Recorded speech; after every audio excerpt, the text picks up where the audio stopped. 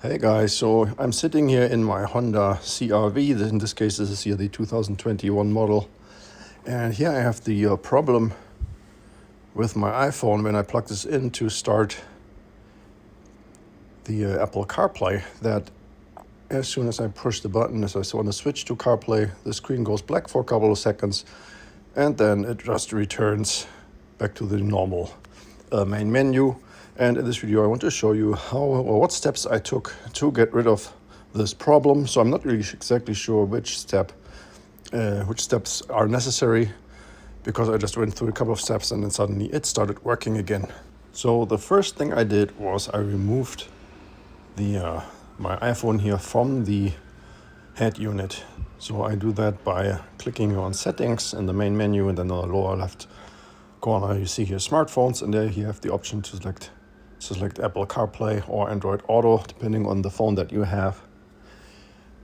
And then here I had a whole list of phones in here, so at least 6 different phones. I didn't even know who all these phones belonged to, and I just deleted every single one of them. So I selected each line item that was in there, and then I pressed delete until this entire list was empty. And once I was done with that, CarPlay didn't still work yet.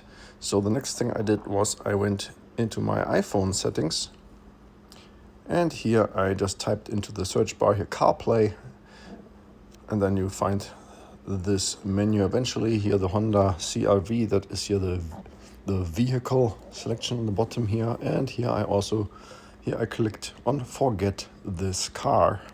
Then I would restart the phone by pressing here the lock button and the volume up button. And at the same time, I would also reset my head unit of the car, so by just pressing and holding the on-off button here on the lower left side for about 10 seconds. And then this pop-up comes up, and then you just say yes to restart.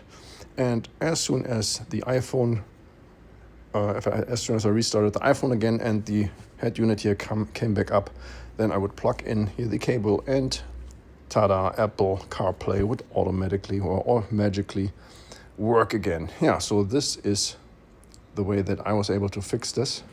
It is very well possible that not all of these steps are necessary in order to recover here Apple CarPlay. But this is, as I said before, this is the steps that I took in. This worked for me.